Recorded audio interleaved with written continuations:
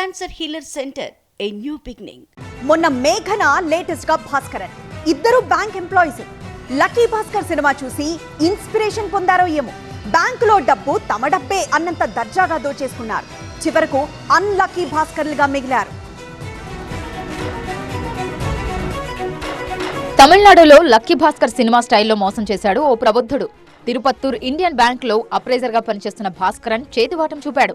నకిలీ బంగారం బ్యాంకులో తాకట్టు పెట్టించి 1.5 కోటి కాజేశాడు. అన్నం పెట్టిన బ్యాంకుకే కన్నం వేశాడు. 42 మందితో ఓ టీం తయారు చేసి వాళ్లతో బ్యాంకులో నకిలీ బంగారాన్ని తాకట్టు పెట్టించాడు. తనే అప్రైజర్ కాబట్టి అది రియల్ గోల్డ్ అనేలా గోల్మాల్ లెక్కలు వేసి తన దొంగ బ్యాచ్ కి డబ్బులు అందేలా చేశాడు. నగదు లెక్కల్లో తేడాలు రావడంతో అధికారులు విచారణ షురూ చేశారు. దీంతో భాస్కరన్ డూప్లికేట్ గోల్డ్ లోన్ దందా బయటపడింది. నకిలీ గోల్డ్ పెట్టు కోట్లు కొల్లగొట్టు స్కీమ్ తిరగబడింది. బ్యాంక్ అధికారుల ఫిర్యాదుతో అప్రైజర్ భాస్కర్ ని అరెస్టు చేసి దర్యాప్తు చేస్తున్నారు పోలీసులు. ఇక బెంగళూరులోని గిరినగర్లో ఓ ప్రైవేట్ బ్యాంకులో డిప్యూటీ మేనేజర్ గా పనిచేస్తోంది మేఘన. ఆ బ్యాంకులో ఉమ్మడి ఖాతా ఉన్న వృద్ధ దంపతులతో ఆమెకు పరిచయం పెరిగింది. అలా బ్యాంకింగ్ వ్యవహారాల్లో సాయం చేస్తూ వారికి బాగా దగ్గరైంది. మేఘనను బాగా నమ్మిన ఆ వృద్ధ దంపతులు తాము చామరాజపేటలో ఇంటిని అమ్ముతున్న విషయాన్ని కూడా ఆమెతో పంచుకున్నారు. ఇలా ఇల్లు అమ్మగా వచ్చిన డబ్బుతో కలిపి వారి ఖాతాలో మొత్తం 1 కోటి జమయ్యాయి. అప్పటి వరకు బాగానే ఉన్న మేఘన ఆ వృద్ధ దంపతుల బ్యాంక్ అకౌంట్లోని సొమ్మును కొట్టేయాలని ప్లాన్ చేసింది. వృద్ధ మహిళకు ఎఫ్టీ ఖాతా తెరవడం గురించి అబద్ధం చెప్పి ఆర్టీజీఎస్ పత్రంపై సంతకం చేయించుకుంది. ఆ తర్వాత మరో కొత్త బ్యాంకు ఖాతాకు ఆర్టీజీఎస్ ద్వారా 50 లక్షల రూపాయలను బదిలీ చేసుకుంది.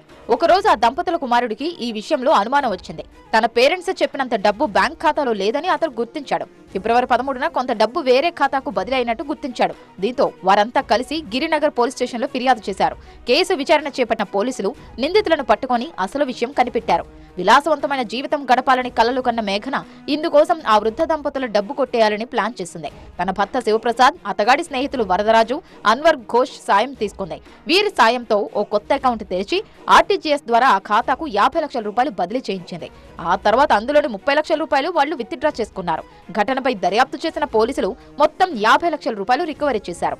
ఇక పోలీసు విచారణలో లక్కీ భాస్కర్ స్టోరీ చెప్పింది మేఘన. వృద్ధ దంపతులను మోసం చేసే ఉద్దేశం తమకు లేదని, తమకు డబ్బు అవసరం ఉండటం వల్లే వారి డబ్బు తీసుకున్నామని తెలిపింది.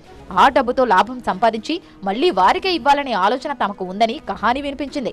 కానీ చివరకు పోలీసులకు చిక్కిన ఆమె స్టోరీ అన్లక్కీగా మిగిలిపోయింది. Cancer healer centre a new beginning.